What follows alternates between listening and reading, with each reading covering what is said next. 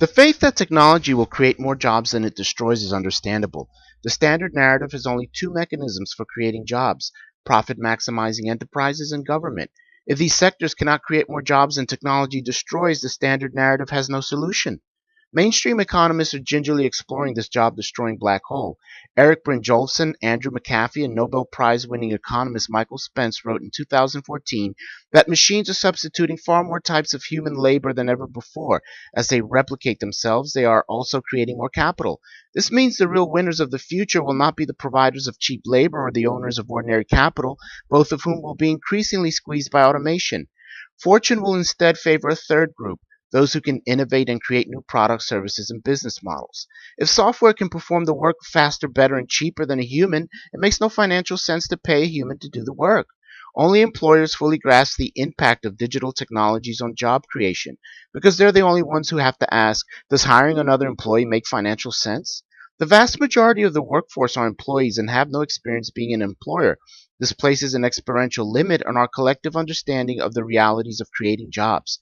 What sounds plausible in the abstract to those with no experience of payroll expenses outrunning income, that is, losing money, is often impractical in the real world. In the real world, hiring more employees could bankrupt you and your enterprise. Capitalism's core function is to generate profit and expand capital. Creating jobs is not the core purpose of capitalism, nor is it the government's core purpose. We take it for granted that employment will expand as a secondary effect of capital and the state, that is, government pursuing their core purposes. But in the digital global economy, this can no longer be taken for granted. There are already robots in classrooms and robots designed to care for the infirm elderly. There are robots that return the wheelchair bound to mobility. Software already does much of the flying in advanced aircraft. Diehards are ready to declare that fighter pilots are essential regardless of the cost.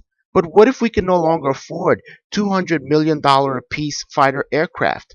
Regardless of the cost is another way of saying when somebody else is paying the bills, or put it on the credit card.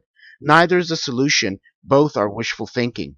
Technology is eating skilled middle class jobs the same way it ate low skill jobs, and as a result of soaring costs, its appetite for middle class jobs is growing. The jobs created by lower cost technologies are themselves prone to automation once the initial development has been done. Human labor is the $499 iPad or iPhone option, and saying it is essential doesn't help those with only $50 to spend. Their only rational choice is to buy the $20 Android or tablet option and work on improving the output of that low cost technology.